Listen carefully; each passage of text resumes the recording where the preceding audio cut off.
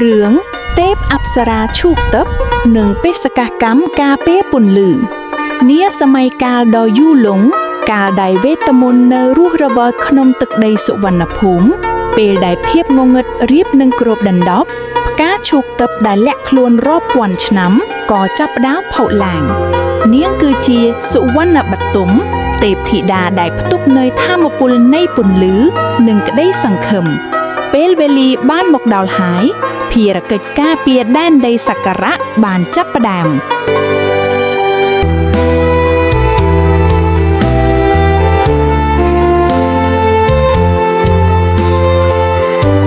ប៉ុន្តែ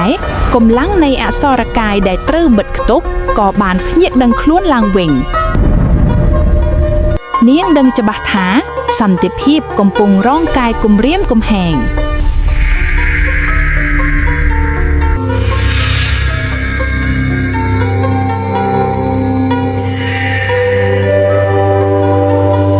ស្ដេចអក្សរកាយកាលៈចង់ស្រូបយកថាមពលនៃផ្កាឈូកទឹកដើម្បីគ្រប់គ្រងពិភពលោក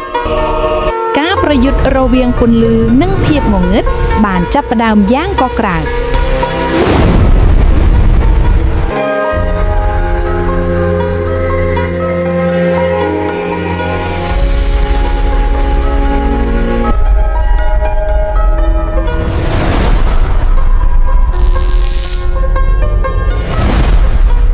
ពន្លឺតែងតែឈ្នះភាពងងឹត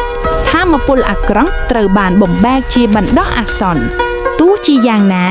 នេះគ្រាន់តែជាការចាប់ផ្ដើមប៉ុណ្ណោះ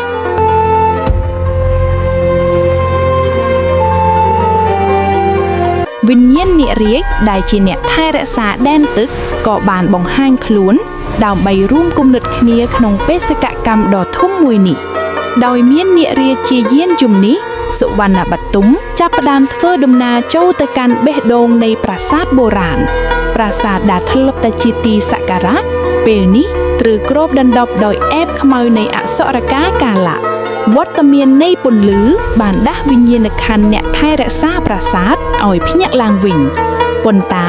អំណាចងងឹតបានបង្កើតកងទ័ពស្រមោលដើម្បីរារាំងដំណើររបស់នាងរបាំអប្សរាមិនមែនជាត្រឹមតែសិល្បៈតែជាក្បាច់គុណទិព្វដ៏មានឫទ្ធានុភាពងងឹតរមែងរលាយបាត់នៅចំពោះមុខពន្លឺដ៏បរិសុទ្ធ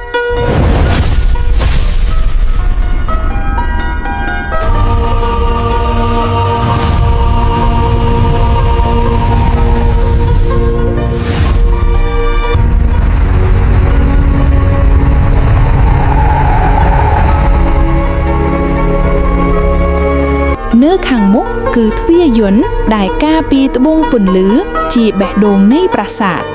ដើម្បីបិទគប់អក្សរកាយកាលៈជាស្ថាពរនាងត្រូវស្វែងរកបំណែកត្បូងនេះឲ្យឃើញ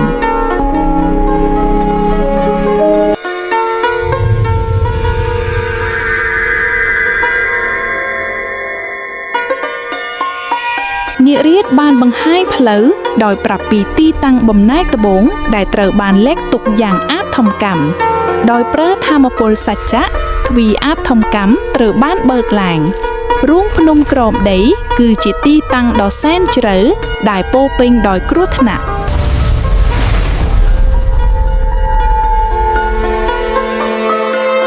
ស្ងាត់ណាស់អស្ចារ្យមែនកន្លែងនេះមានអ្វីម្យ៉ាង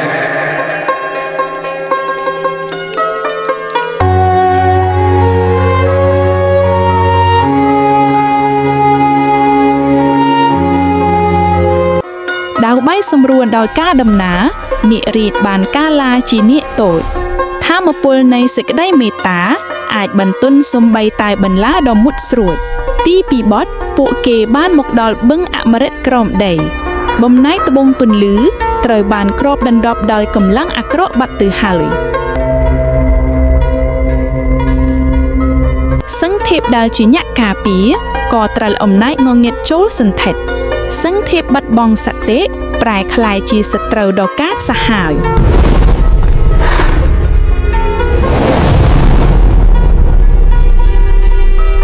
នាងមិនអាចសម្លាប់អ្នកថែរក្សាបានទេនាងត្រូវតែសង្គ្រោះគាត់ មានតែសន្តិភាពខាងក្នុងទើបអាចរំលត់ភ្លើងកំហឹង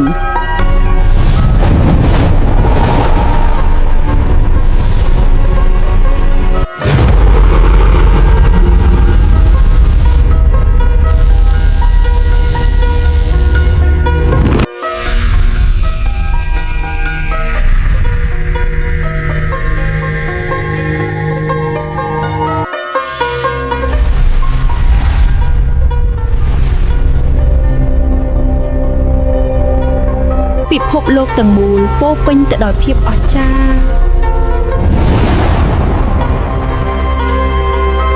ថាមពលបន្សុទ្ធបានចាក់ទម្លុះដល់វិញ្ញាណដែលងងឹតងងល់អំណាចនៃអក្សរកាយត្រីបានបណ្ដេញចេញដោយជោគជ័យសង្ឃធៀបបានដឹងខ្លួនវិញហើយទទួលស្គាល់ម្ចាស់ពន្លឺបំណែកទី1នៃត្បូងពន្លឺត្រីបានរកឃើញដោយសុវត្ថិភាពតែការប្រកួតប្រជែងពិតប្រាកដទើបតែចាប់ផ្ដើមសង្ឃធៀបបានប្រគល់ថាមពលរបស់ខ្លួនដើម្បីជួយជ្រោមជ្រែងសុវណ្ណបទុមក្នុងសង្គ្រាមចុងក្រោយដោយមានថាមពលពេញលេញពួកគេហោះឆ្ពោះទៅកាន់កំពូលប្រាសាទដែលជាកន្លែងលាក់ខ្លួនរបស់ស្ដេចអក្សរកាយទីនេះកាលៈបានបង្បាច់យកកម្លាំងងងឹតចុងក្រោយរបស់វាស្ដេចអក្សរកាយកាលៈបង្ហាញរូបរាងពិតប្រាកដជាមួយបំណែកត្បូងពន្លឺចុងក្រោយនៅក្នុងដៃ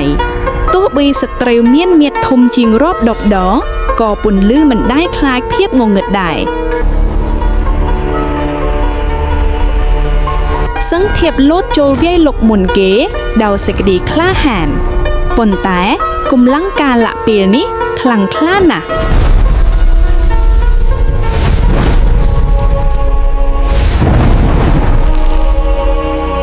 នារីប្រែប្រាស់រឹតបារមីកំពូលតែអំណាចត្បូងងងឹតអាចទប់ទល់បានយ៉ាងងាយ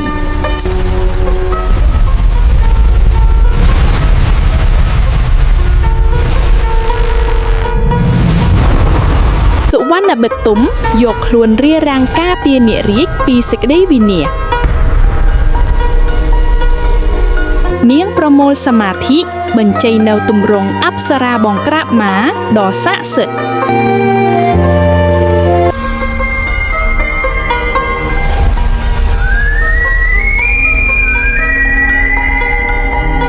ថាមពលនៃសេចក្តីបរិសុទ្ធបានទម្លុះផ្អាសនៃសេចក្តីលោភលន់បង្នែកត្បូងចុងក្រោយបានរបូតពីដៃម៉ាសត្រូវហើយកាលៈមិនព្រមចំចាញ់ដេញតាមប្រហារនាងដោយកំហឹងប៉ុន្តែពន្លឺតែងតែលឿនជាងភាពងងឹតជានិច្ច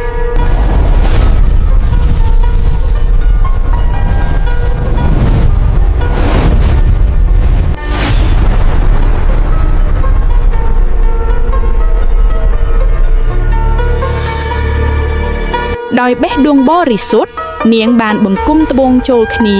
ដើម្បីបន្សុទ្ធថាមពលអាត្រកត្បូងពន្លឺទឹកបានរស់រានមានជីវិតឡើងវិញយ៉ាងពេញលេញ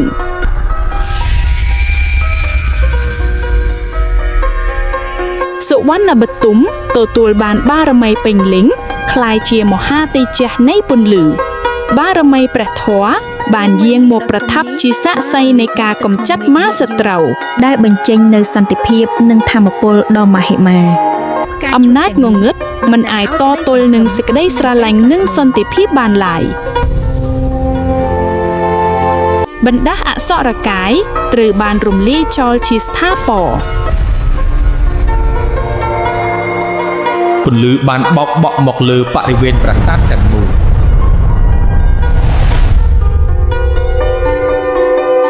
ដីសក្ការៈបុរាណបានទទួលភាពបរិសុទ្ធរបស់វាត្រឡប់មកវិញម្ដងទៀតពន្លឺព្រះអាទិត្យថ្មីបានរស់ឡើងនាំមកក្តីសង្ឃឹមនិងសន្តិភាពអ្នកថែរក្សាទាំង3បានបំពេញភារកិច្ចរបស់ពួកគេដោយជោគជ័យសុវណ្ណបទុម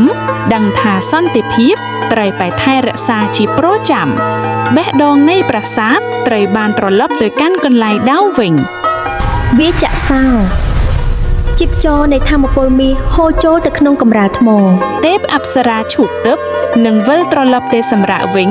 រហូតដល់ថ្ងៃដែលពិភពលោកត្រូវការនាមម្ដងទៀត